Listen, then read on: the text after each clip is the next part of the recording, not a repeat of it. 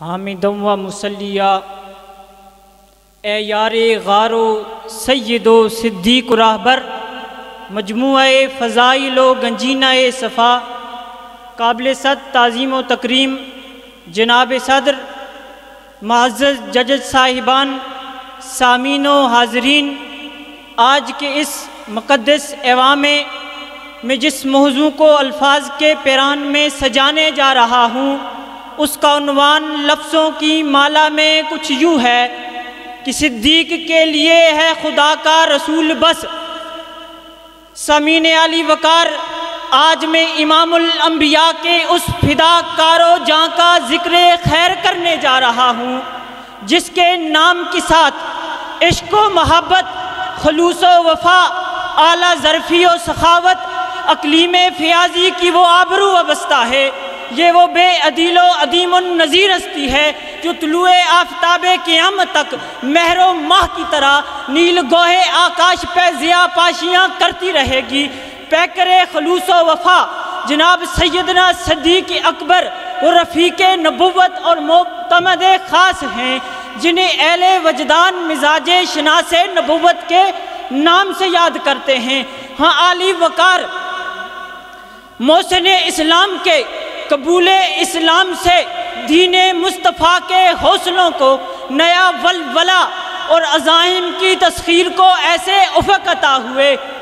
کہ جس کی وجہ سے تخیل و طاہر دین متین، تخیل و طاہر دین متین اوج ثریا کی طرف مائل پروان نظر آنے لگا۔ ہاں علی وقار، کسی بھی عرفہ تاریخ کی کامیابی کے دو ہی زینے ہوتے ہیں جنہیں اپنا کر اس تاریخ کے فدائی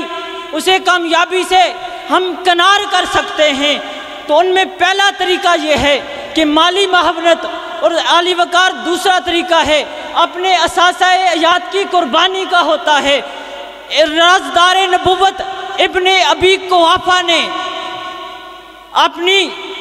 جان اور مال کے ذریعے اشاعت اسلام اور صاحب قرآن کا دونوں طرح سے حق ادا کیا۔ تقدیس دامن نبوت سے وابستہ ہوتے ہوئی اپنی تمام دولت اور مروت نالین حبیب کبریا پر نچھاور کر دی۔ جنگ ہو یا امن ہو، شب کی تاریکی ہو یا صبح کا اجالا ہو، علاہم و مصائب کی آندیاں چل رہی ہوں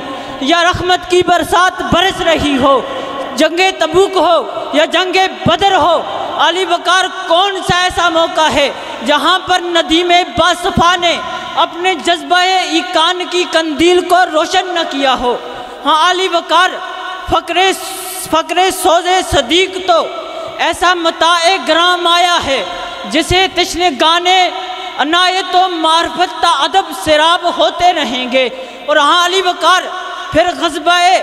تبوک کا ایمان افروز اور وجد آفرین واقعے سے تاریخ اسلام کبھی دستکش نہیں ہو سکتی کہ جب حضور علیہ السلام نے مشکل ترین وقت میں صحابہ سے مالی معاونت طلب فرمائی تو کلیم وفا کا تاجور کا شانہ صدیق کا تمام اثاثہ آقا گیتی پناہ کے حضور حاضر کیا، اور اس خوبصورت منظر کی منظر کشی کرتے ہوئے ڈاکٹر علامہ اقبال نے کہا کہ اتنے میں وہ رفیق نبوت بھی آ گیا، اتنے میں وہ رفیق نبوت بھی آ گیا کہ جس کے ساتھ بنائے عشق و محبت ہے استوار۔ اور پھر آج کے اس عنوان کو سمجھاتے ہوئے